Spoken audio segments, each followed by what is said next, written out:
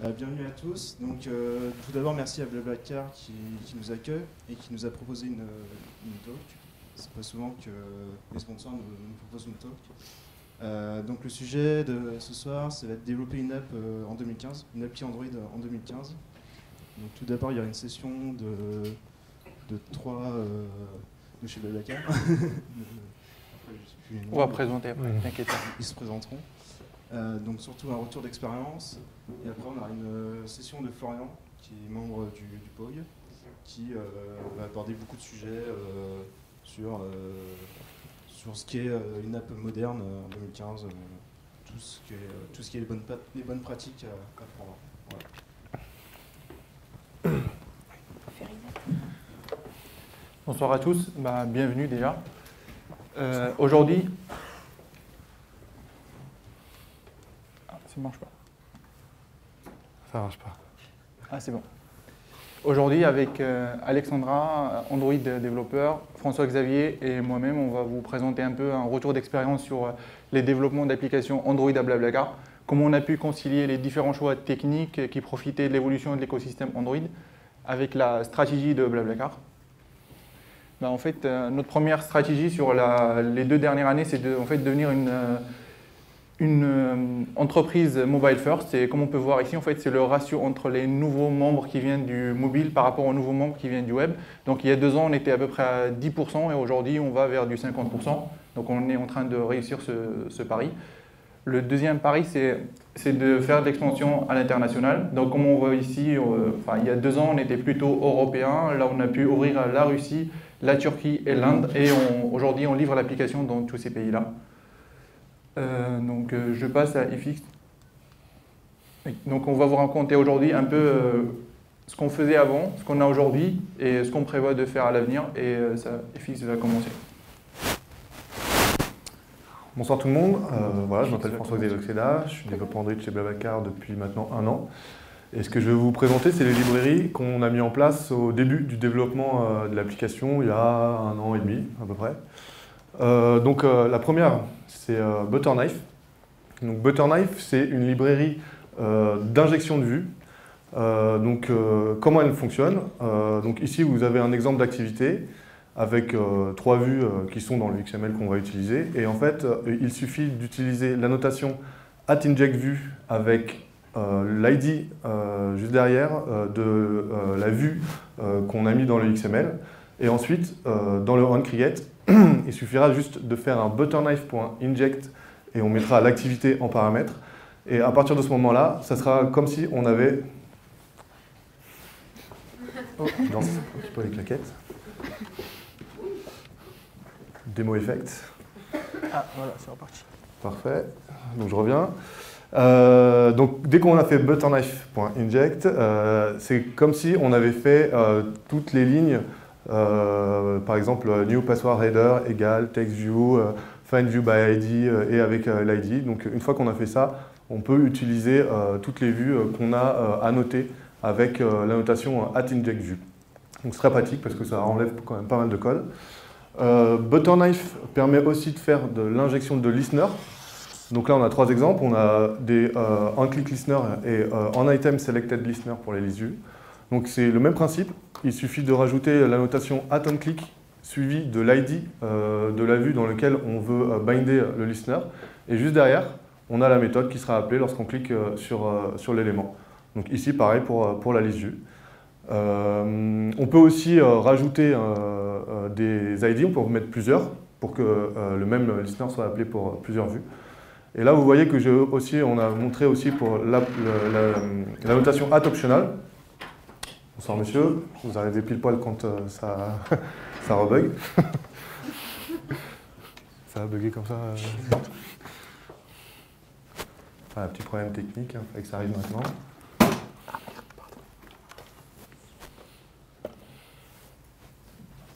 On est bon.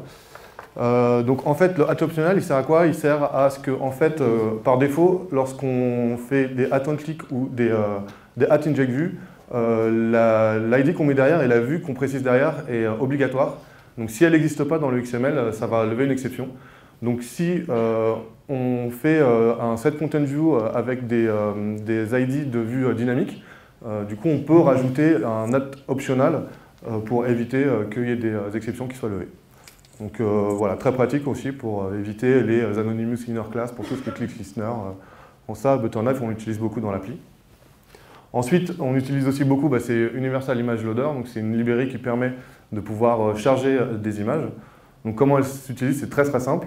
On récupère le singleton de l'image loader, on appelle display image, et ensuite en paramètre, on met l'URL de l'image et l'image vue dans laquelle on veut insérer l'image. Et après, tout se fait en asynchrone, tout se fait tout seul. C'est assez rapide, c'est assez robuste. On peut aussi préciser des options quand on fait un display image dans lequel on peut rajouter plein d'options, on peut rajouter, on peut gérer le cache, on peut rajouter des placeholders, on peut vraiment faire plein d'options de chargement.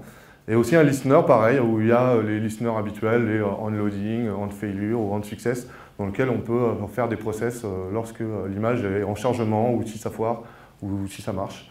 Donc cette librairie aussi on l'utilise beaucoup dans l'appli. Ensuite, une librairie qui existe depuis longtemps, mais celle-là, on l'utilise, elle nous rend quand même bien service, c'est le merge adapter.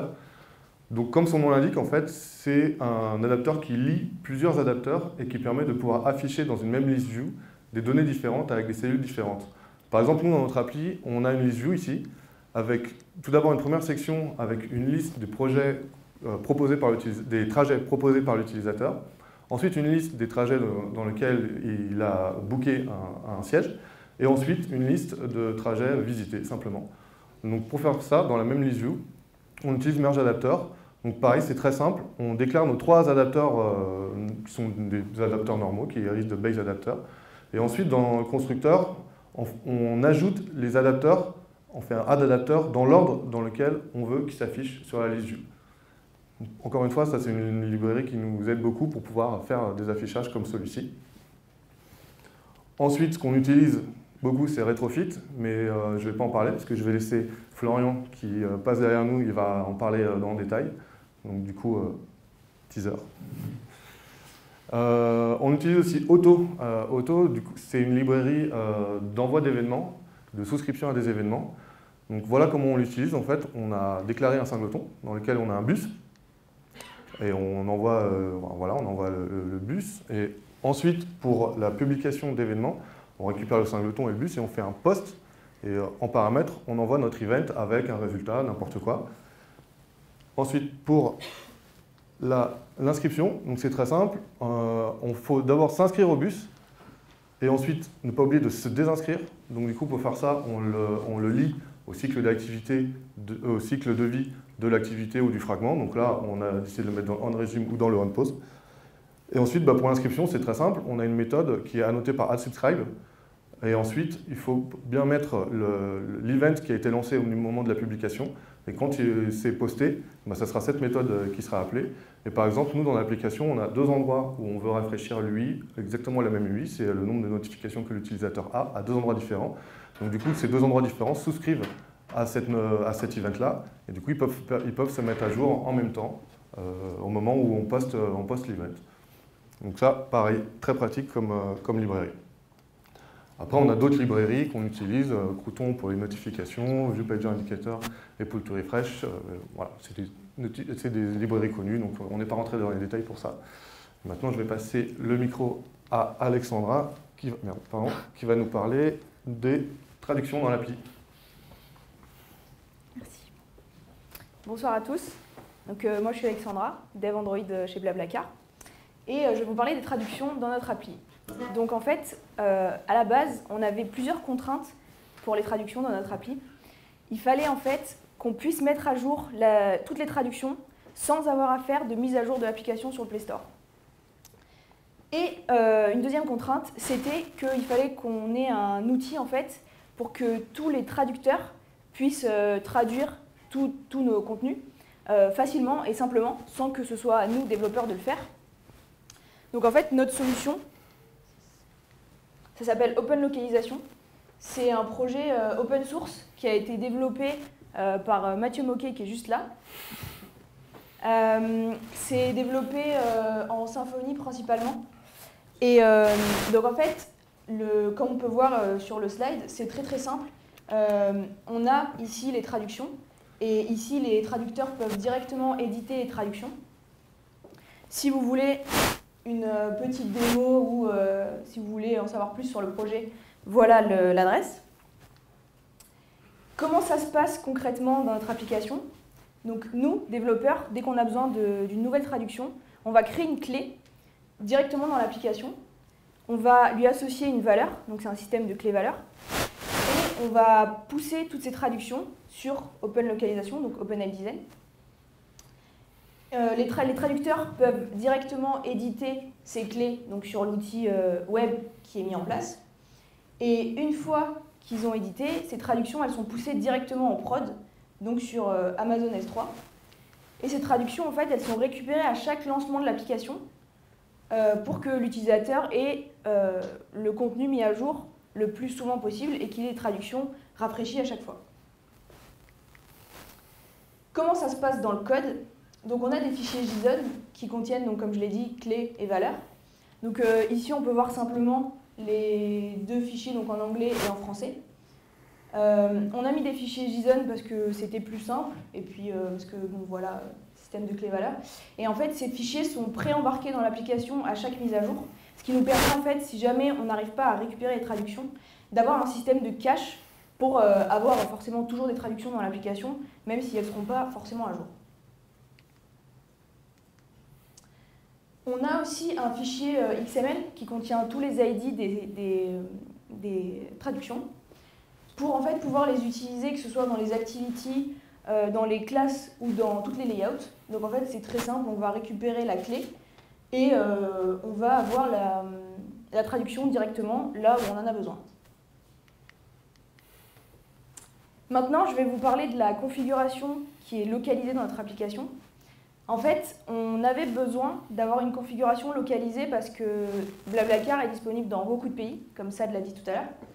Et en fait, tous les pays n'ont pas les mêmes contraintes ni les mêmes habitudes. Et nous, on a voulu avoir des comportements différents sur certaines applis. Par exemple, en Turquie, le mode de sign-up est uniquement Facebook. En France, on peut voir qu'on peut s'inscrire avec un email et pas en Turquie, par exemple. Parce qu'en fait, on a choisi de faire ça pour augmenter la confiance entre les gens. On pense que si on lie un profil Facebook avec un profil BlaBlaCar, en fait, on récupère la liste d'amis de la personne et on l'affiche, ce qui en fait permet d'avoir plus de confiance entre les membres parce qu'il pourra voir le nombre d'amis de la personne avec qui il va voyager. On utilise aussi le tracking dans notre application et en fait, tous les pays ne remontent pas les mêmes événements. Donc en fait, on a choisi de séparer tous les trackings par pays. Et enfin, le point le plus contraignant, on va dire, de notre application, c'est qu'on a un domaine unique. Et pour pouvoir savoir dans quel pays l'utilisateur se trouve, on va envoyer à chaque requête la locale et la monnaie. Et donc en fait, toutes ces choses, on les a mis dans le context.xml de chaque values de chaque pays. Donc en fait, on retrouve la locale et la monnaie qui est là. Et on a mis aussi d'autres settings qui nous sont utiles. Et donc en fait, pour les récupérer facilement, on va faire un getResources getString de ce qui nous intéresse. Donc là, par exemple, la locale. Maintenant qu'on a vu ce qu'on avait, je vais vous parler de ce qu'on est en train de développer actuellement. Donc en fait, je vais vous parler du deep link, de l'optimisation de l'API. Après, on va vous parler d'une librairie, donc RoboSpice. On va vous parler aussi du monitoring de notre application, de l'outil de crash qu'on utilise et notre communauté Google+. Donc premièrement, je vais commencer avec le deep link. Le deep link, c'est quoi? C'est en fait pouvoir ouvrir sa propre application avec, à partir de l'extérieur. Donc que ce soit par exemple à partir d'une autre application ou d'un email. Et donc cas concret dans notre application, quand on demande un nouveau mot de passe, on reçoit un email avec donc ce gros bouton modifier le mot de passe. Quand on va cliquer dessus, si on a l'application BlaBlaCar installée, ça va nous proposer de l'ouvrir directement. Et donc en fait ça, qu'est-ce que ça va faire? Ça va générer un lien de type blablacar./password qui va ouvrir en fait directement notre application à la page demandée. Donc là par exemple, le nouveau mot de passe. Et donc en fait, ça permet à l'utilisateur d'avoir directement la page qu'il a besoin, sans qu'il ait besoin de faire le chemin lui-même. Donc forcément, ça évite la friction et l'utilisateur est beaucoup plus content. Comment ça marche dans notre application? On s'est basé sur une lib qui s'appelle Mobile Deep Linking, qu'on a forké en fait, parce que ça ne faisait pas tout ce dont on avait besoin. En fait, ça gérait les chemins avec des pass paraméters, et nous, on avait besoin d'utiliser des query paraméters. Donc du coup, on l'a forké, on a rajouté cette feature dedans. Donc en fait, c'est assez simple d'utilisation. Dans le manifeste, on déclare un schéma. Donc nous, on a mis Blablacar, forcément. Et ensuite, on a un fichier JSON qui regroupe toutes les routes dont on a besoin dans notre application. On a un fallback au début, si jamais l'URL qu'on passe n'est pas connue. Et donc si une route match, donc là par exemple search, on va directement ouvrir la search activity. Pourquoi on utilise le deep link? On a plusieurs cas. On utilise le deep link pour nos campagnes Facebook. Donc si jamais un utilisateur a son application Facebook et qui voit une pub Blablacar, qui clique dessus, il va être redirigé directement dans l'application. On l'utilise aussi pour nos partenaires, donc là comme par exemple Kayak. Et pour en revenir à la search activity dont je parlais il y a 2 minutes, si un utilisateur va dans l'application Kayak, qui fait une recherche de vol, donc par exemple Paris-Lyon, quand il aura ses résultats de recherche, on a un petit bandeau, en fait Blablacar, avec la recherche qu'il a déjà tapée. Et en fait, s'il clique dessus, on va le rediriger directement dans notre Search Activity, avec les paramètres qu'il a déjà remplis, donc Paris-Lyon. Et en fait, on va lancer la recherche directement, pour pas que l'utilisateur ait à le faire, et pour que la recherche soit beaucoup plus rapide. Et enfin, le dernier point sur lequel on utilise le deep link, c'est parce qu'on peut faire du SEO aussi avec. Et donc, quand un utilisateur recherche un covoiturage directement dans son navigateur, on a un petit lien Blablacar qui nous permet en fait d'avoir des stats SEO. Et maintenant, je vais vous repasser FX qui va vous parler des librairies. Merci. Donc du coup, tout à l'heure, je vous ai présenté les librairies qu'on a implémentées au début du développement. Et là, je vais vous parler d'une librairie qu'on a mise en place là récemment et qu'on est en train d'utiliser. Cette librairie, c'est RoboSpice. Alors en fait, avant, on avait... Donc, RoboSpice, ça sert à quoi? Ça sert à faire des requêtes asynchrones. Le truc important, c'est que ça respecte le cycle de vie des activités. Et on peut aussi faire du cache avec cette librairie. Avant, on avait un système de requêtes asynchrones, donc on avait Retrofit pour faire de l'API REST. On avait un système de requêtes asynchrones un peu maison, qui marchait bien, qui était efficace, mais bon, avec le temps, il commençait à devenir de moins en moins maintenable. Donc du coup, on a décidé d'utiliser cette appli. Donc, comment elle marche, cette appli? Donc, tout s'articule autour d'un Spice Manager et d'un manager et d'un service, donc Spice Manager et Spice Service. Donc comme chaque service, il faut le lancer et l'arrêter. Donc pareil, on le lie à cycle d'activité, au cycle de vie de l'activité. Donc là, dans le onStart, on a bien un Spice Manager.start et dans le onStop, le shootStop. Et ensuite, pour exécuter une requête, ben c'est simple, on fait un Spice Manager.execute et en paramètre, ça prend une requête et un listener, un Spice Request et un Spice Listener. Bon, là c'est la méthode la plus simple, mais il y a d'autres méthodes execute dans lesquelles on peut préciser la durée de péremption du cache, les clés de cache, on peut gérer le cache. Donc là c'est vraiment la méthode la plus simple. Donc en premier paramètre, ça prend une Spice Request qui est sous cette forme-là. Donc ça étant, voilà, on étend de Spice Request et on précise le type que qu'on veut que la requête nous retourne. Il faut override la méthode loadDataFromNetwork. Et à partir du moment où on est dans cette méthode-là, on n'est plus sur la main thread, on est sur une thread en background. Alors elle s'appelle loadDataFromNetwork, mais on peut faire ce qu'on veut dans cette méthode. Si on a besoin de faire un process local qui prend du temps, on peut très bien la faire dans cette méthode-là, le nom est un peu trompeur. Et on a voilà, l'objet qui est retourné, le type de l'objet qui est retourné. Le listener, pareil, c'est très simple. Donc là, je l'ai montré sous forme de classe, c'est une interface. Donc avec deux méthodes. Une méthode failure et une méthode success. La méthode failure envoie une exception, une spice exception, et la méthode success, elle renvoie l'objet qu'on lui a demandé. Donc voilà, c'est assez straightforward, c'est assez simple.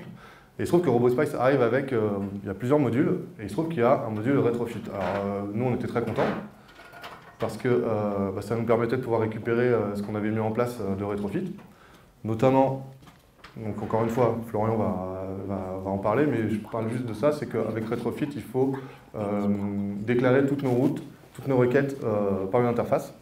Donc là, très vite, j'explique, en fait, on annote avec add-get pour faire un get, et on lui précise la route. Et là, on précise quel objet va nous retourner cette requête.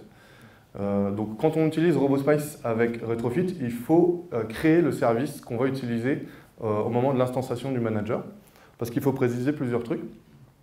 Donc là, nous, on a décidé d'utiliser le Retrofit JSON Spice Service, parce que pour tout ce qui est sérialisation, ça utilise la lib JSON. Pour ceux qui préfèrent utiliser la lib JSON, il existe un Retrofit JSON Spice Service. Donc tout est cool.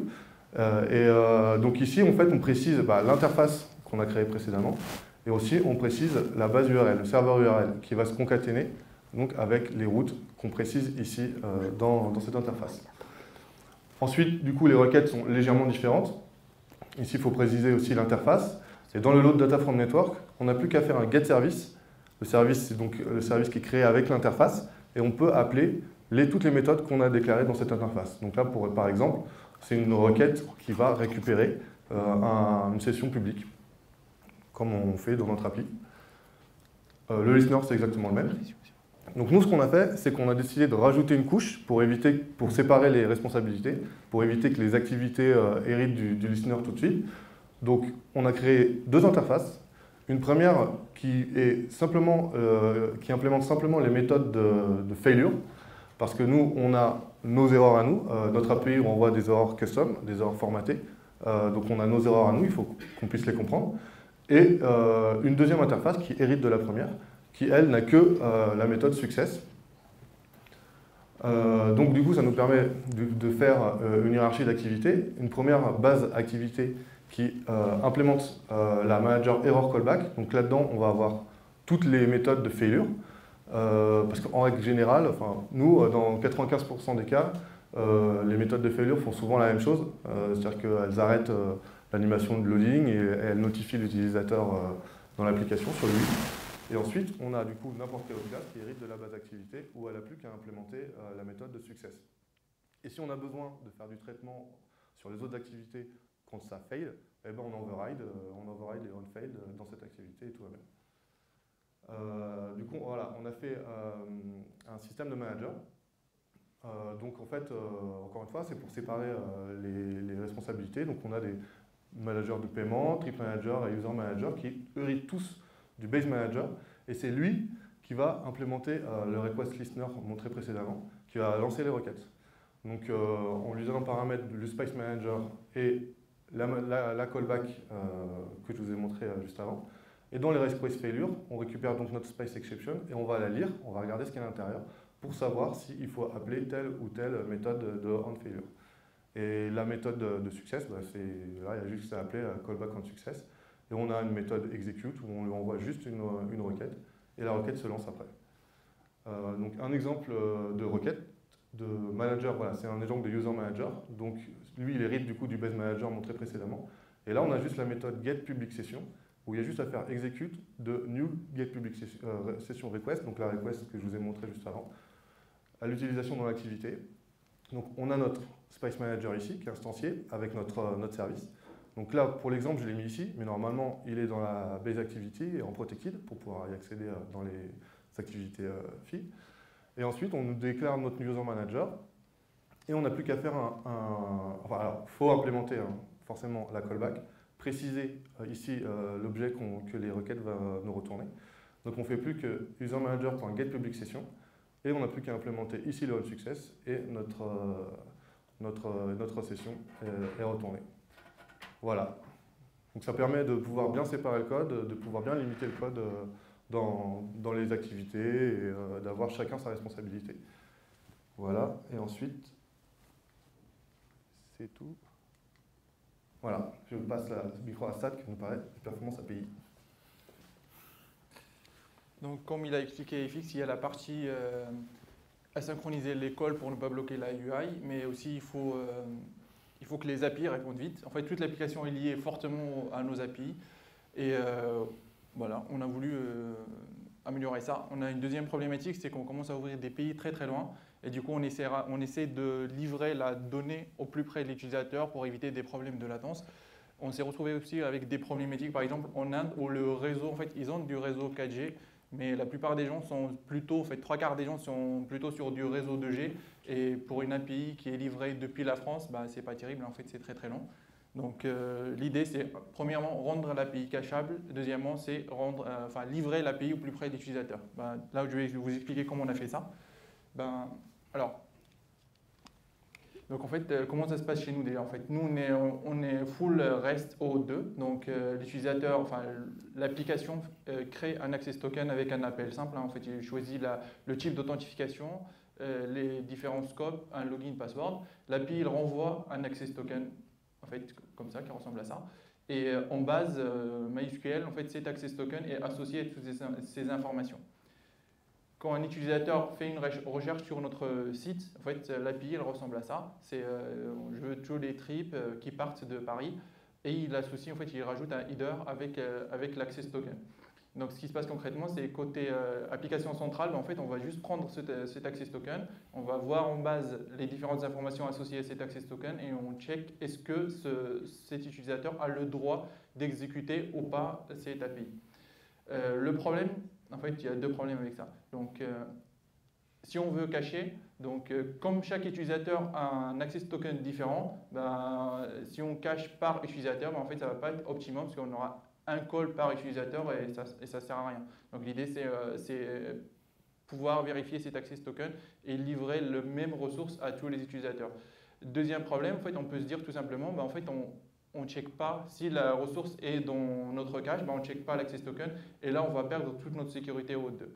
Comment on a corrigé ça? Donc en fait, là, c'est qu'est-ce qu'on avait avant? Donc là, c'est l'application. On utilise Varnish. En fait, c'est un serveur de cache qui, lui, va appeler notre application centrale qui est en Symfony. Cette application va utiliser une application qu'on a appelée Authenticator qui va juste,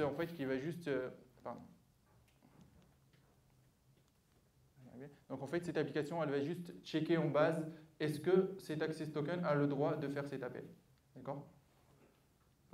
Voilà. Donc du coup, c'est là où on trouve les problématiques que j'ai décrites avant.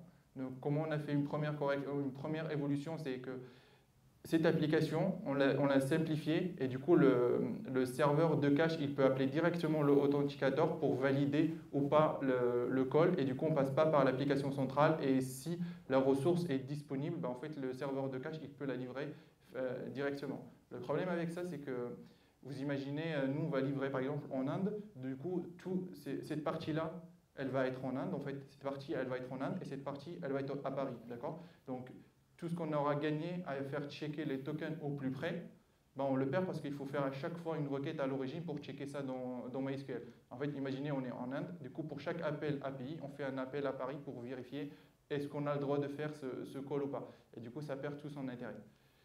Et du coup, pour casser ce lien-là, en fait, ce qu'on a fait, c'est qu'on a utilisé JWT. JWT, en fait, c'est un système qui vient, en plus de O2, c'est un access token stateless et signé qui va nous permettre de mettre toutes les informations dont l'authenticateur a besoin pour vérifier si le call est autorisé ou pas, directement au plus près en fait, du Varnish. Et du coup, tout cet ensemble, il sera par exemple en Inde. Et si la ressource est disponible en Inde, on pourra vérifier directement en Inde si on peut la livrer et on pourra la livrer au plus près. Et là, on aura gagné en latence et tout en gardant notre sécurité. Et si la ressource, de toute façon, si la ressource n'est pas disponible, on est de toute façon obligé d'aller à Paris pour répondre. C'est quoi en fait? Là, c'est juste pour vous expliquer ce que c'est qu'un JSON Web Token. En fait, c'est un token simple, un peu plus long qu'un token O2. L'idée, c'est en fait toutes les informations qu'on avait vues plus tôt associées à un token sont directement directement dans cet access token-là. Donc là, on retrouve le scope, le client. Là, en fait, on a directement le user ID. Là où on avait un login password, c'est encrypté. Là, c'est pas encrypté, mais normalement, c'est encrypté. Et tous ces datas en fait sont signés par une clé privée qui est partagée en fait entre toutes les briques applicatives qui sont en Inde et l'application centrale. Et du coup, en fait, l'authenticateur 2, il peut checker directement si les datas sont correctes et là, il peut autoriser ou pas la livraison. Et c'est ce qu'on a aujourd'hui en fait en prod et c'est avec ça qu'on livre les pages, enfin l'API cachée depuis l'Inde. Voilà. Quand on va loin, on a aussi des problématiques, en fait, ce que j'avais expliqué avant, c'est on va dans des pays qu'on ne connaît pas forcément, qu'on a l'impression de connaître, mais on a toujours des surprises. Donc quand on arrive en Inde, on n'avait jamais imaginé qu'il y a beaucoup de monde qui ont de la 2G, et quand vous livrez sur place, vous vous retrouvez avec des problèmes que vous n'avez jamais imaginés. Donc l'idée, c'est de mettre en place un monitoring qui va nous permettre de suivre plusieurs critères, et parmi ces critères, ça va être surtout le temps de latence. Nous, on a fait un outil custom maison parce qu'on a toujours en fait on ne veut pas être bloqué par la publication. En fait, on veut que même quand l'application est en prod, qu'on puisse dire en fait on ne veut plus utiliser ce serveur de log, mais on voudrait switcher sur un autre. Ou tout simplement arrêter de loguer ou activer la partie log sur une partie du monde. Par exemple, on ouvre, je sais pas moi, le Mexique, on va activer que sur le Mexique, on désactivera sur l'Inde si on n'en a plus besoin. Donc pour faire ça, en fait, par exemple, là l'idée c'est d'avoir des graphes comme ça. Par exemple, là c'est ce qu'on a aujourd'hui en prod, enfin, c'est ce qu'on a passé hier en prod. Donc ce qu'on voit ici, en fait, c'est les différentes API utilisées par l'application. Donc il y a les API internes, donc nos propres API Blablacar. On voit les calls CloudFront. CloudFront, en fait, c'est là où on va chercher tous nos configs qui sont disponibles en d'hier, en parenthèse. Et là, c'est les calls de Google Maps, en fait. C'est ce qu'on utilise pour l'autocomplete. Et ça va nous permettre de mettre des alertes pour dire par exemple, si les calls Blablacar dépassent 2 secondes en moyenne, c'est qu'il y a un problème et nous, on sera alertés et on pourra faire quelque chose. Comment on a fait ça ? En fait, on s'est basé encore une fois sur RoboSpice. Hein. On adore cette lib. L'idée, c'est en fait, on a surchargé le Spice Manager de base. Donc, l'idée, c'est qu'à chaque fois, on démarre un Spice Manager, il va demander le démarrage du Spice Manager de monitoring. Et à chaque fois qu'un Spice Manager normal s'arrête, il va demander l'arrêt du Spice Manager de monitoring. D'accord ? En fait, là, on a fait parce que vous savez déjà, je crois, que c'est très très compliqué de détecter l'arrêt de l'application. Donc là, c'est pour être sûr que le Spice Manager de monitoring est démarré que quand on a besoin et qu'il s'arrête à la fin. Voilà. Donc là, c'est le Spice Manager de monitoring. En fait, c'est très simple. Hein. C'est à chaque fois qu'on a un start, si l'application n'est pas startée, on la start. Si elle est startée, on incrémente juste un compteur. À la façon d'assignation d'un garbage collector en fait. Et après, pour toutes les 10 requêtes, on va flusher notre queue synchronisée. Et on flush aussi à la fin quand le Spice Manager de monitoring s'arrête. On a pu faire ça en fait grâce à une fonction de retrofit. En fait, à chaque adapteur retrofit qui va être expliqué plus tard. On peut associer un monitor. Donc on a créé tout simplement un monitor à nous qui fait un call tout simple. En fait, il va envoyer dans notre Spice Manager de monitoring toutes les infos qu'on veut loguer et on va nous dispatcher ça c'est ce qu'on va envoyer après à notre serveur de log. Une autre piste d'amélioration, c'est Speedy. En fait, c'est assez ancien, c'est la base de HTTP2, mais en fait, l'idée c'est que Speedy s'active et par défaut avec OKHTTP. D'accord ? Donc en fait, le coût de mise en place, il est juste gratuit. Et comme nous, en fait, en front, on a un Nginx, et Nginx, pareil, en fait, il le fait par défaut. Donc le coût, il était minime en fait. Et l'impact est considérable. On peut paralyser mieux. On gagne en compression de header. Voilà, donc on l'a mis en place et ça marche très très bien. C'est assez simple. Et là, je passe encore la main à Alexandra.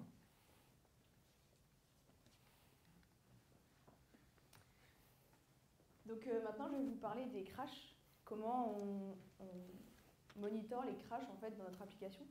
Donc je suis sûre que vous utilisez tous la console Google pour vos crashs, mais nous, ça ne nous suffisait pas, on avait besoin d'un autre outil.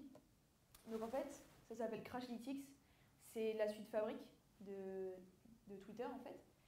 Et en fait, dans cet outil, on a des points qu'on ne retrouve pas dans la console directement, qui nous sont très utiles. Notamment, en fait, on voit ici le nombre d'utilisateurs connectés en temps réel.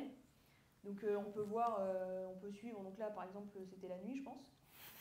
Et après on a beaucoup de données en fait qui sont remontées par cet outil-là. Un des points clés aussi c'est qu'on peut customiser les rapports de crash. On peut ajouter des données, donc notamment les requêtes qui ont crashé, on peut rajouter beaucoup de contexte, on peut rajouter en fait le flow qu'a fait l'utilisateur pour arriver en fait jusqu'au crash. Ce qui nous permet de pouvoir le reproduire plus facilement que seulement de regarder le log. Et un des points qu'on aime beaucoup, c'est en fait on peut suivre les versions qui sont actuellement en prod. Et donc nous on s'est rendu compte que quand on fait une mise en prod, la durée la durée moyenne avant que tous les utilisateurs mettent à jour la nouvelle version, c'est à peu près 30 jours. Ensuite, par rapport au crash, on avait créé un Google Group. En fait, on l'avait créé au moment où on a switché d'application. Parce qu'en fait, c'était vraiment une nouvelle version de l'application et on voulait avoir des retours d'utilisateurs en fait, qui sont sur la plateforme, qui sont ambassadeurs, c'est-à-dire qui connaissent très bien la plateforme et les applications mobiles aussi. Et donc du coup, on a sélectionné à peu près 150 membres qui sont très actifs et qui nous font des retours chaque semaine sur des bugs qu'ils peuvent avoir ou sur des améliorations qu'ils souhaiteraient avoir. Et en fait, ça nous permet aussi d'avoir un groupe de bêta-testeurs pour les prochaines features, pour avoir des feedbacks beaucoup plus rapidement. Maintenant qu'on a parlé de tout ça, on va parler de ce qu'on va faire dans le futur. Le plus grand axe sur lequel on va se concentrer, en fait, c'est la modernisation de notre application. On va intégrer la dernière version de AppCompat. On veut aussi continuer à optimiser l'API, comme nous a montré Sad, en fait. On a aussi des tests, évidemment, dans notre application. Et on veut, en fait, élargir le panel de tests qu'on a. Actuellement, on utilise une solution qui s'appelle Calabash, et qui permet de faire des tests fonctionnels. Et en fait, on veut couvrir plus ou moins l'ensemble de l'application pour être sûr d'éviter les régressions à chaque nouvelle mise en prod. On veut aussi adapter notre appli avec Material Design. Donc on a des UX designers qui sont en train de travailler dessus et on va l'intégrer quand ce sera prêt. Et enfin, on veut aussi continuer à développer des nouvelles features en fait sur Wear, Android Wear. Actuellement, on a déjà des features sur l'application. On a la plupart des notifications qui sont directement disponibles sur la Wear. Mais aussi, en fait, on peut accepter directement, on a des actions. Donc, par exemple, si vous êtes conducteur et que vous publiez un trajet avec une acceptation manuelle, vous pouvez directement accepter la personne depuis la montre. Donc, forcément, pour les utilisateurs, c'est beaucoup plus facile. Et aussi, en fait, on a des idées, mais si vous en avez, n'hésitez pas à nous les dire, comme ça on pourra les intégrer. Et je vous remercie pour votre attention. Si vous avez des questions, n'hésitez pas.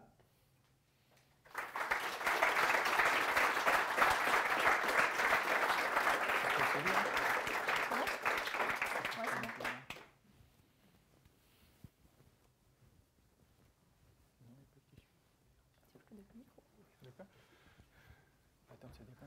Chacun nous appartient. Alors du coup, ouais, c'est pas le micro de la salle, donc il va falloir que tu parles fort. Mais on en a d'autres, non? Donc bonsoir, merci pour cette conférence. Je voulais revenir un petit peu rapidement sur le deep linking. J'ai vu que vous utilisiez du coup le schéma en fait comme pour les URL, donc blablacar.// du coup, pourquoi pas utiliser le domaine, donc http://www.blablacar.com ou .fr, je sais pas. Parce que ça veut dire que là, Blablacar, par exemple, quand on reçoit un mail, si c'est le mail pour changer le mot de passe sur le desktop, comment vous arrivez à rediriger du coup sur le desktop et pas sur les applis mobiles. En fait, comment vous arrivez à unifier ce deep linking entre le desktop et les applis mobiles? Alors le problème, en fait, il y a deux problèmes. Quand tu fais du deep link comme tu le décris, c'est que dans le Android.xml, il faut que tu décrives tous les schémas en fait.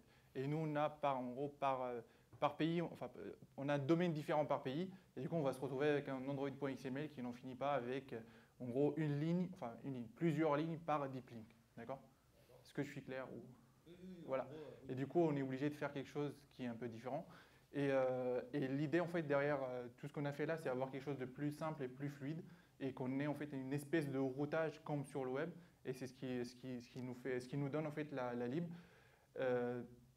Troisième chose, c'est que ça nous permet de faire un peu plus que ce qu'on pourrait faire avec ce que tu décris. L'idée, c'est que quand tu arrives, par exemple, ce qu'on a aujourd'hui, quand tu fais une recherche sur le site, on a implémenté côté serveur un petit JS en fait, qui va essayer, en parenthèse, essayer de lancer l'application s'il est disponible. Et là, pareil, en fait, si on commence à faire avec toutes les routes du site, la façon que tu décris, bah, pareil, on va se retrouver avec un Android.xml qui n'en finit pas, qui sera difficile à maintenir. Voilà. D'accord, mais en fait, du coup, ça veut dire que vous devez gérer de votre côté un petit script JS qui vérifie Exactement. est-ce que je suis sur desktop ou mobile. Exactement. Et en fonction de ça, on va diriger C'est sur ça. la même chose. En fait, le JS est envoyé quand on est sûr qu'on est sur Android. Il faut avouer que ce script ne marche pas sur toutes les versions d'Android. Il marche sur tous les iOS, il marche sur une bonne partie sur Android, mais il fait ce qu'il faut quand il marche. Alors, si l'application n'est pas installée sur le smartphone et que l'utilisateur clique sur le lien, avec le schéma Blablacar de // il se passe quoi? En fait, ce qui se passe, c'est que... Répète la question. La question, c'est si l'application n'est pas installée, qu'est-ce qui se passe? Donc, en fait, l'idée, c'est que le JS, comme j'ai dit tout à l'heure, il tente d'ouvrir l'application. En fait, ce qui se passe concrètement, c'est que la page continue de se loader et en parallèle, il y a le deep link qui est lancé. Donc, si l'application n'existe pas, en fait, personne ne va répondre à bbc // et en fait, la page va tout simplement s'afficher. En fait. Voilà. Il y a quelqu'un ici. Venir, je vais remonter pas tout seul. Ouais. Bonsoir. Bonsoir. Déjà, merci pour la présentation. Moi, j'aurais une question par rapport à l'injection de dépendance. Est-ce que vous avez été sensibilisé sur cette question? Si oui, est-ce que vous l'utilisez? Sinon, pourquoi? Alors, on n'a pas été sensible à ça, on ne l'utilise pas, et voilà, pour l'instant, on ne s'est absolument pas posé la question là-dessus. Voilà. Au moins, c'est clair. Ouais. On sait qu'il y a des trucs, hein, mais pour l'instant, ça ne fait pas partie des priorités.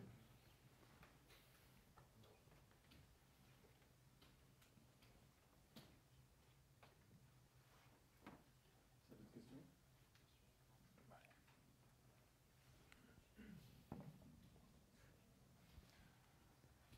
Allô? Très bien. C'était sur la localisation, enfin la traduction de string.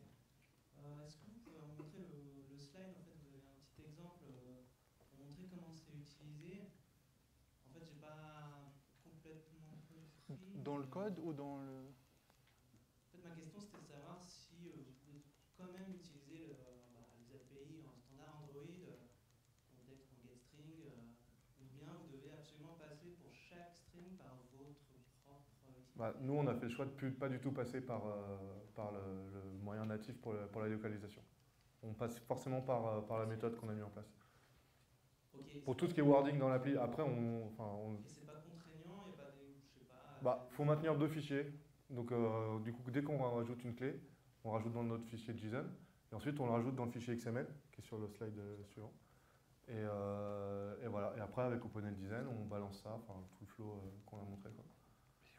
Donc la contrainte qu'il y a est quand même beaucoup moindre que par rapport à l'avantage que ça nous donne.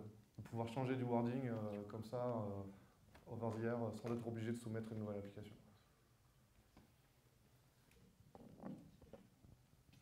Je peux juste continuer là-dessus rapidement, sur les locales. Donc du coup, ça veut dire que vous avez réimplémenté par exemple les fallbacks, s'il n'y a pas la chaîne en FR, je vais prendre la EN, vous avez réimplémenté les pleurages, tout ça, quoi. Vous avez... Ok. C'est ça. Moi j'ai une question sur les tests, merci pour la présentation. Moi je cherche qui parle en fait. Je suis ici. Ah ok. Vous avez dit que vous vouliez focaliser notamment dans les années à venir sur les tests et la couverture de tests. Aujourd'hui, qu'est-ce que vous avez déjà mis en place? C'est plutôt du test unitaire, test d'intégration? C'est quoi les limites que vous rencontrez? Alors en fait, actuellement, on a tout un flot d'intégration continue. Donc du coup, comme je disais avec Calabash, dès qu'on va merger une branche, ça va faire des tests. Donc en fait, ça va déployer toute la suite de tests qu'on a déjà mis en place. Pour l'instant, on n'a fait que les tests basiques en fait, qui assurent vraiment la non-régression. Donc les actions clés, donc login, sign-up, publication, réservation, tout ce qui permet en fait de maintenir l'application et enfin les points clés quoi. Et donc en fait, à terme, on veut vraiment élargir la couverture de test pour vraiment tester toutes les fonctionnalités. Tu peux dire que tu as mis dans le TTC. Oui, et donc en fait, ces tests-là sont déployés sur 2 Mac mini, donc dans notre data center. Hein, c'est bon. Et voilà, je ne sais pas si ça répond à ta question. Les Mac mini dans un data center? Oui. Oui, en fait, on était obligé parce que Calabash, c'est une solution qui est utilisée sur Android et sur iOS. Et donc, en fait, on ne pouvait pas déployer ça sur autre chose qu'un Mac, sur iOS, parce qu'il fallait builder toute l'appli iOS et on avait besoin d'un Mac.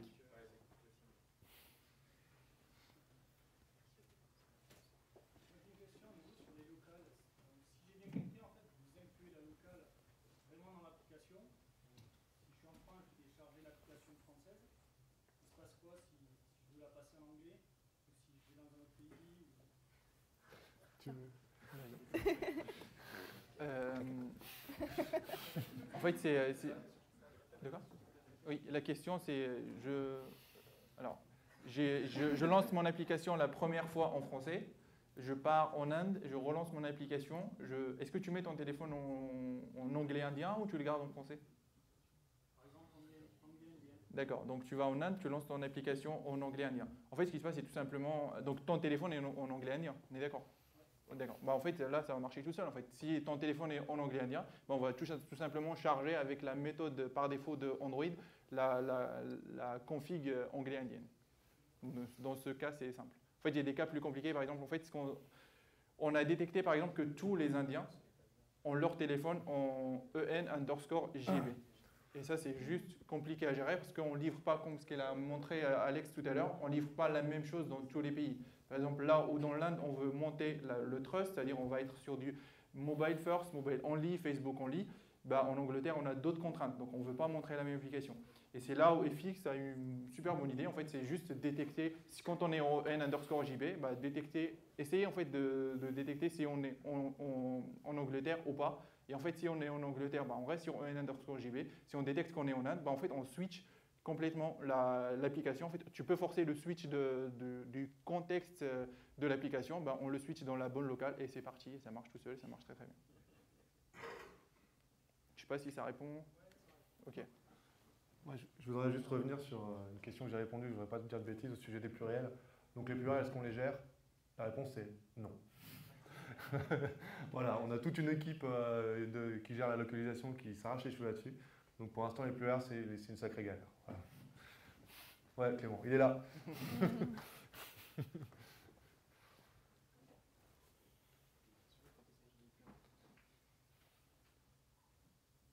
C'est bon? Une question?